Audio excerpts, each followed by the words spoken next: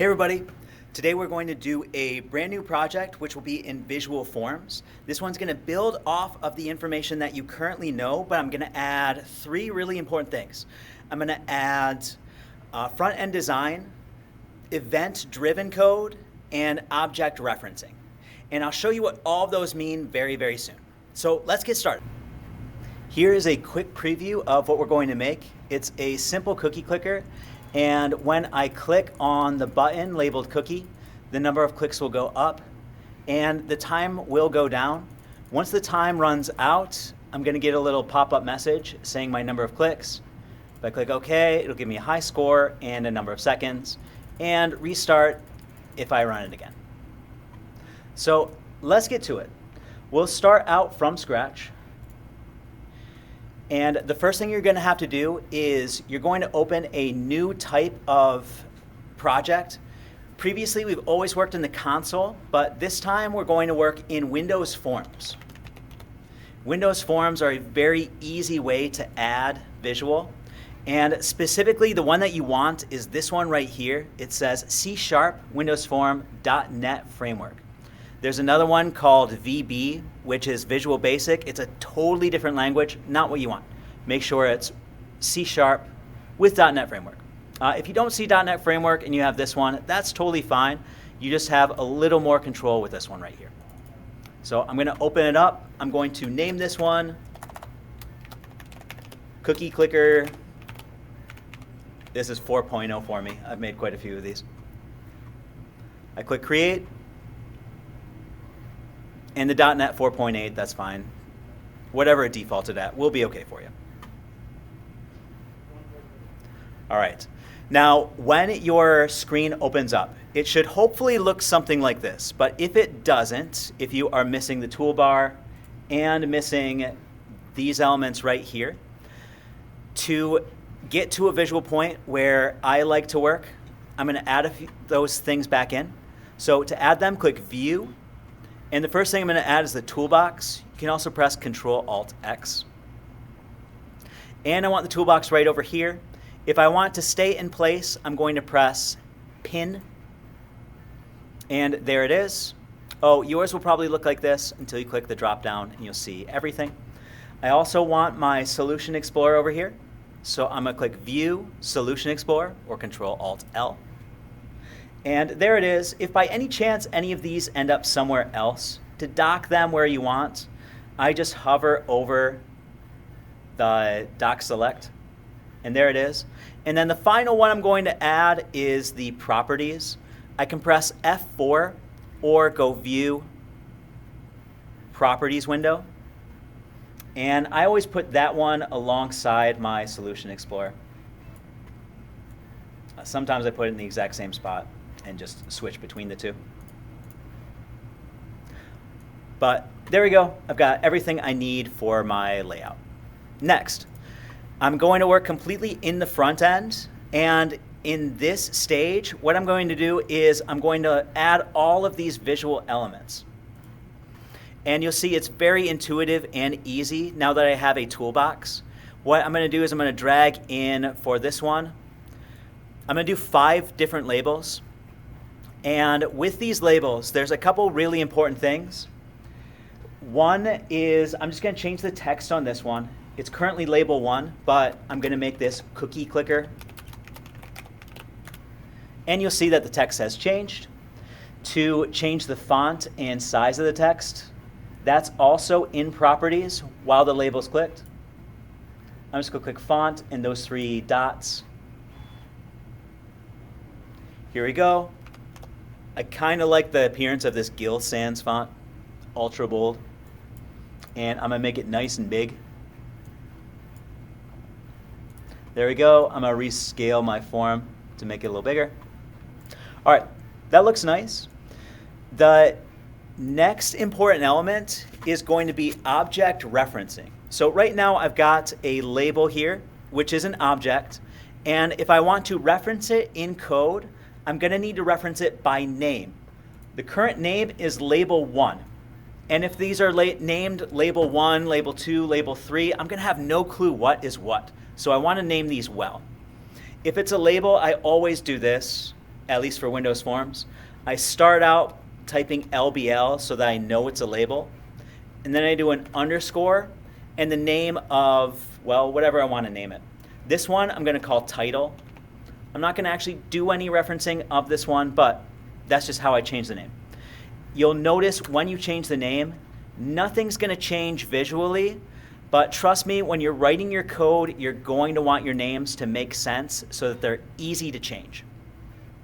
So next, I'm going to add, let's see, 1, 2, 3, 4 more labels. And in order to add those labels here, I'm just going to drag one more in. And I'm going to change the text. This will be my number of clicks.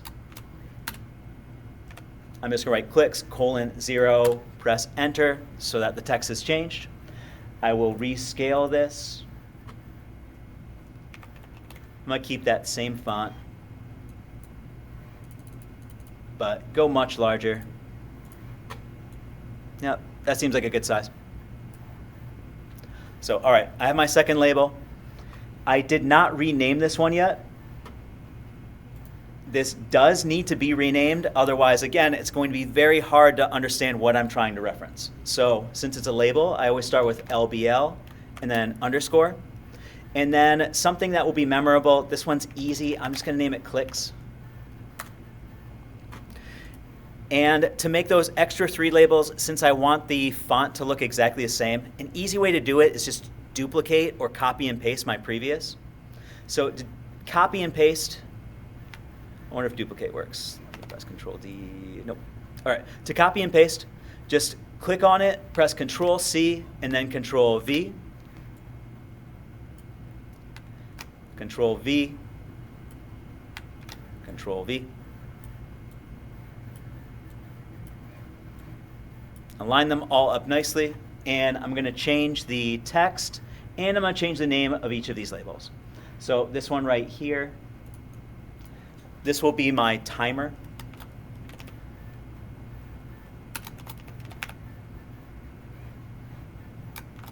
So all right, time left, and I'm going to have a default to 10 seconds. Yours doesn't have to be, it could be whatever you want, but I'm going to default it to 10. And I'm going to change the name. Since this is a label, I still want LBL underscore, and then I'll call it timer. This one is going to be my high score. So text, I'll change to high score.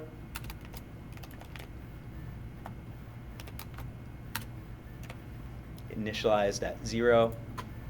It doesn't really initialize it, it just changes the text, but starting at 0. And again, rename it. LBL underscore high score. I like to snake case all my visual stuff.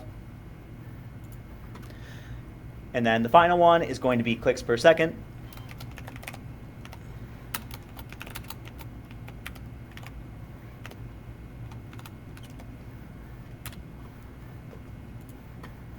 I might shrink that one down a little bit. But rename it LBL underscore clicks per second. Very important thing. Do not put spaces in your names. You can put underscores, but no spaces. There we go. And I usually keep everything lowercase. That looks good. Again, I'm going to shrink this just a little bit.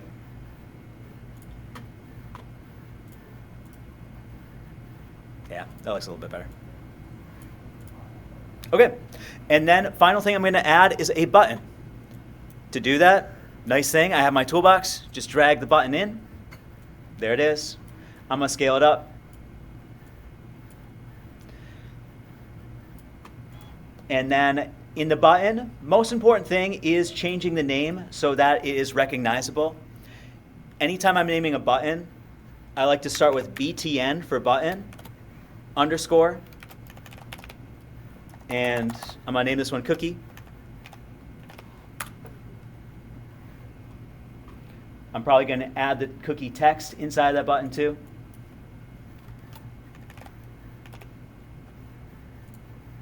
Change the font as well.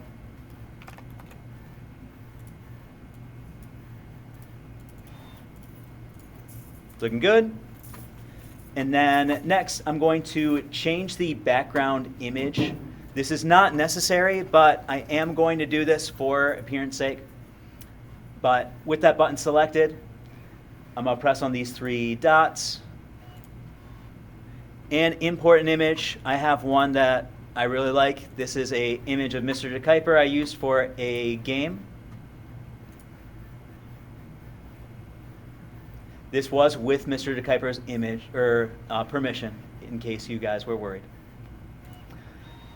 To make it fit, I'm going to click stretch.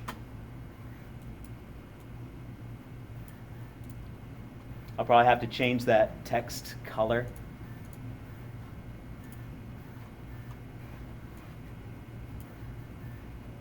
How about lime green?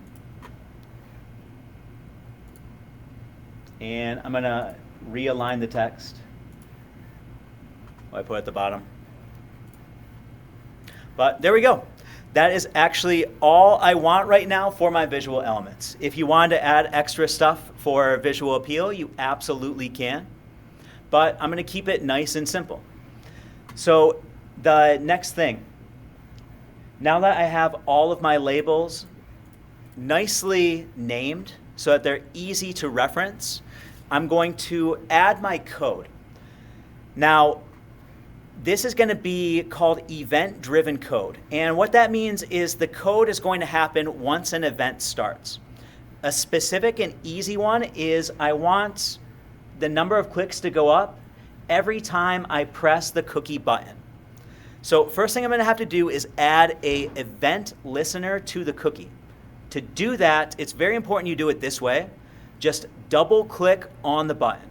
That's all you need to do. When I double click on the button, this form is going to show up. And on the form, you're going to see right here, it says button cookie, click. And this is also important. I don't know if you can see it very well, but it says one reference. As long as I double clicked to make this appear, then it will have a reference. But if by any chance you type it in instead of doing what I mentioned with double clicking, it should say 0 reference and it's not going to do anything. This I know is going to do something. Another valuable piece of information, because I know this is going to happen to some of you guys, say you accidentally click on something else to create an event. A good example is if I accidentally double click on this title. Now I have a new event, which is if I click on the title label, this will happen. I didn't want that event. So to erase the event, I'm going to have to do this. If I don't do it this way, I'm going to end up with an error. Well, I'm still going to end up with an error, but I'm going to delete that method. And after I delete it, you'll notice there's no issues in my code. However, if I open up my error list, there's an issue right here. It says label title click.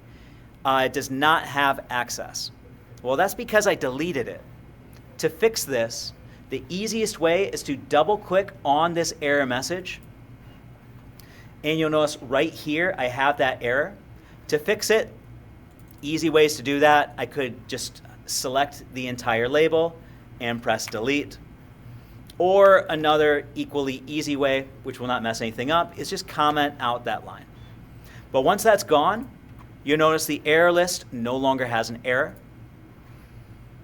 You'll also notice this. If my error is there, I just recreated that error. If I go into my form design, it gives this.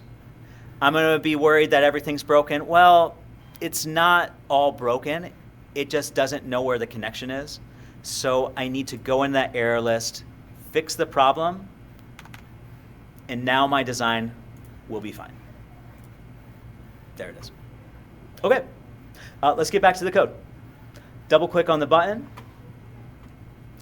And inside of my code, I'm going to want 4 variables.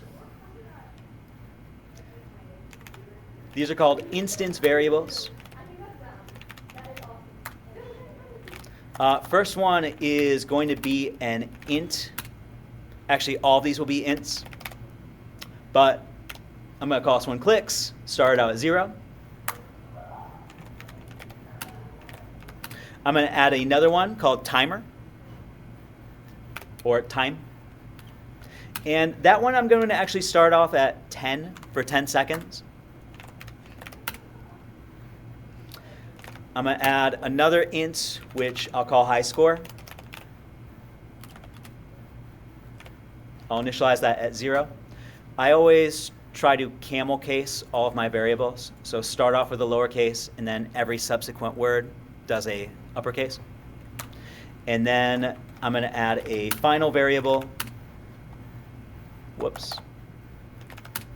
An int called clicks per second. And I'll start that at 0. Okay, those are all the variables that I need. Next, I'm going to start off with something very simple. I'm just going to check and see if this button works and if my code works. And what I'm going to do is when I click on the button, I'm going to want the number of clicks to go up. So if I want to go up by 1, an easy way to do that is write clicks plus plus. That makes the number of clicks go up by 1.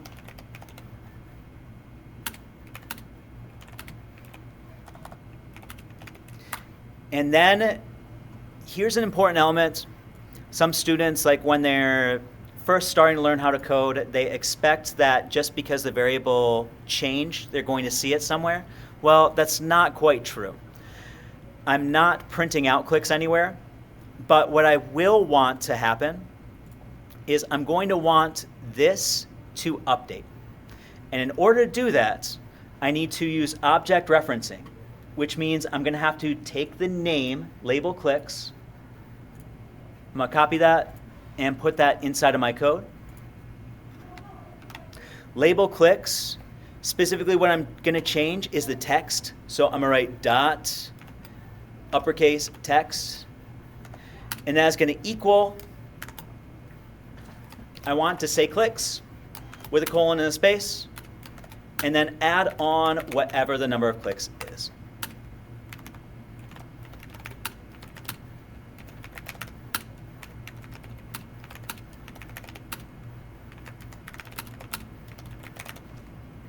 In my comment, I'm just updating the clicks label to show the number of clicks. Okay, there we have it. Let's go ahead and test this code to see if it works. I can press start or F5. Both of those will work. And is building my project. There are no issues, so this will start just fine. And right now, once this pops open, when I click on the cookie button, the label should update, but nothing else is going to happen. So this should go up with each click. Sure enough, that works. Perfect. Next things we're going to do is we are going to add the timer. I forgot to add that as an element. I'll show you guys how to do that. And with each click of the timer, the time left will go down. And then we'll add the other elements after we just check to make sure that works. So I'm going to close this. And I'm going to go back into my design. And here is where I'm going to add the timer. To do that, from my toolbox, just drag in a timer. There we go. Oh, an important thing you guys will notice, when you drag in the timer, it does not show up on the form. It shows up down here. I've also seen this a lot with students. Their output may be hovering over top of it, so you don't see it. To fix that, I'm just going to drag the output and dock it to the bottom. So there we go. I can see my timer. It's probably a good idea to rename this. So I'm going to click on it, and then under Properties, I'm going to change the name to Game Timer.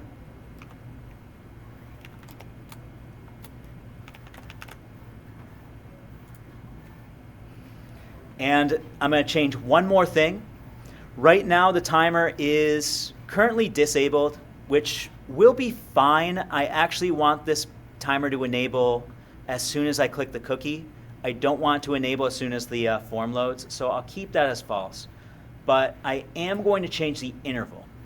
The interval is the number of clicks per, well, the number of clicks per millisecond. So, no, I'm sorry. It's the number of clicks given in milliseconds. So with an interval of 100, that would mean 10 clicks of the timer per second. I want it to click just once per second. So I'm going to change that interval to 1,000 for 1 per second. Next. Oh, to make the timer work, I'm going to double click on the timer. And that is how I'm going to make my event. So again, double click on the timer. Make sure you see that there's one reference. If you type this in, then it's not going to work. I didn't type it. I let the code make it, or let Windows Forms make it. So with the timer, when the timer ticks, I want the amount of time to go down. So to do that, I'm going to, just do time minus minus to make it go down by 1.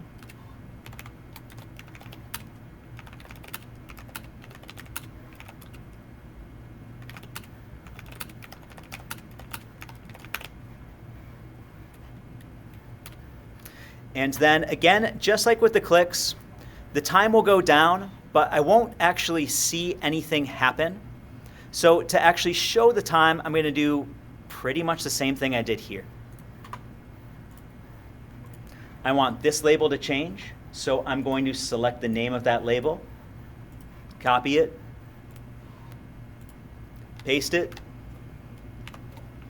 dot text equals,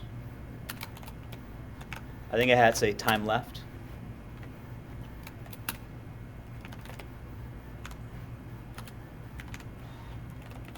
That will update the timer label.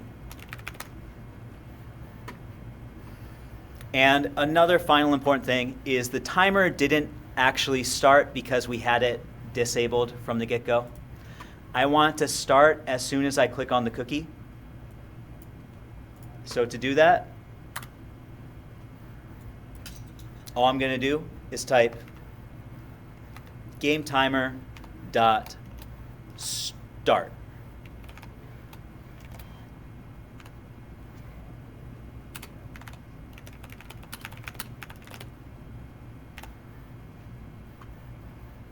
And that should work.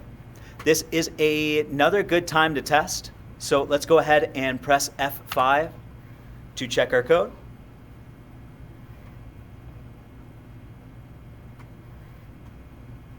As soon as I click on the cookie, the time should start going down and the number of clicks should start going up. There we go. Excellent. All right, and the way it's currently programmed, the time will keep going down. Since it's an integer value, it will go into the negatives. Not quite what I'm going for. I'm going to add some extra events. So those extra events, I think I'm going to put them all inside of the timer. And I want them to happen if the time is less than or equal to 0. Of course, just meaning if the time is up.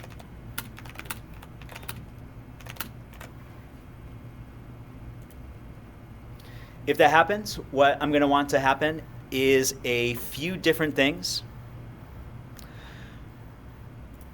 One of which will be I think I'm going to update the timer message. So timer text is now going to equal, I don't know, time is up.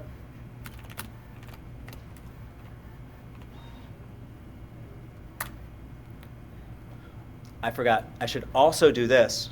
I want to stop the timer after this goes down. So I'm going to write game timer dot stop. That will make sure like the time doesn't keep going into the negatives. And I'm going to add something else. Stop timer.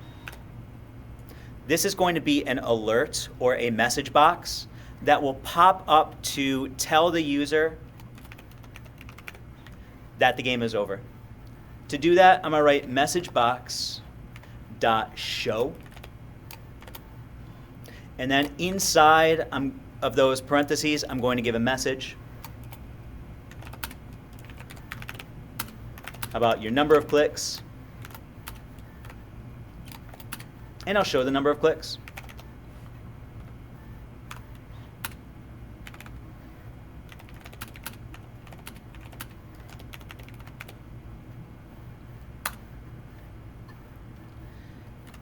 Then after that,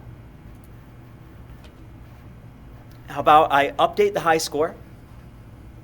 To update the high score, I start that value at 0, and I'm going to write if the number of clicks is greater than the high score, which the first time it obviously should be. But if the number of clicks is higher than the high score, I'll need to update the high score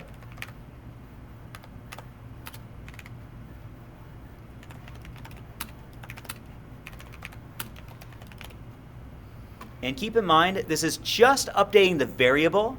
It's not updating the label. So let's update the label. I'm going to copy and paste this name.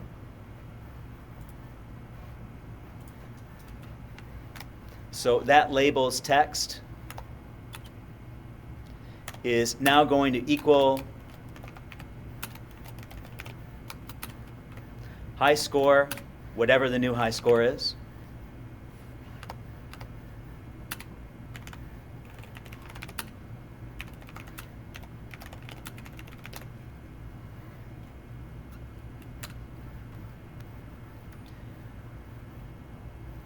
And then we'll add a couple of extra things. One of them is going to be updating the clicks per second. And then after that, it will just be resetting our values. So let's update the clicks per second. Clicks per second will be this. Pretty simple to calculate. It's going to equal the number of clicks divided by the original time. Now, if I write time, I'm going to have an issue because time is currently 0. So an easy solution for right now, there's better ones out there, but I'm just going to write 10. Better solution would be to have a variable called starting time, which doesn't change, but I'm just going to keep it like this. So divide by 10.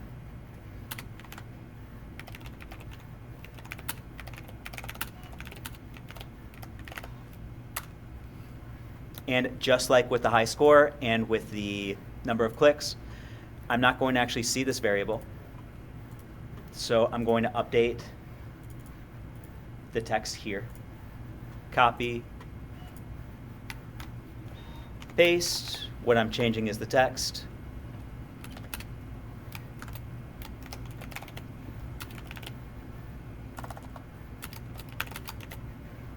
Clicks per second.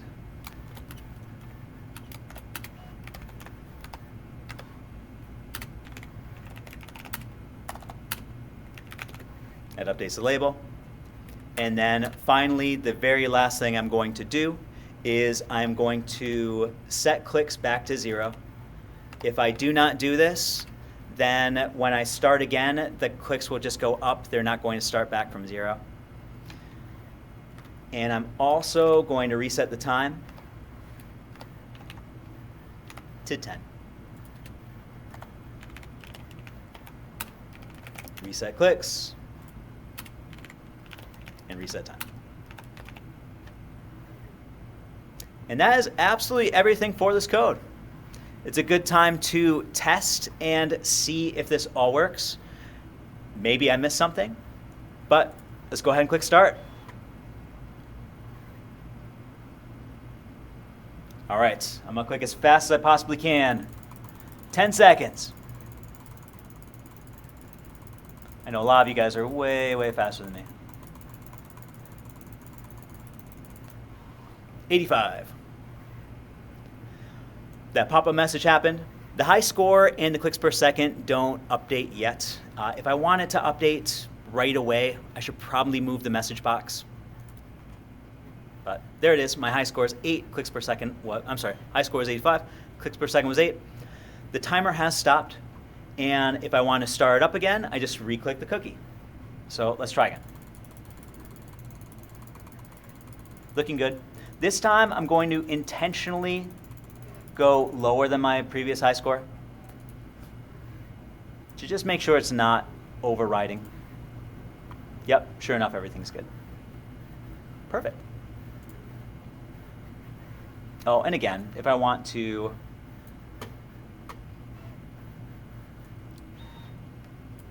have that message box show the other stuff, I should probably make it pop up after it checks the high score, gives the clicks per second, and updates that label. But all right, that was it. I hope you found this video helpful. I hope you also found Windows Forms to be fun and easy to work with. It really is a simple process once you understand it. It's just pulling in visual elements and then adding your events by just double-clicking on whatever event you want. There are other ways to add events, but that's a simple one. And then it's updating your code to make everything look nice and update properly. All right, guys, next code, we will make an MP3 player and we'll keep building on Visual Forms. Soon you'll be doing your own stuff and making your own like tycoon games, clickers, and anything you want. Happy coding. Have a great day, everyone.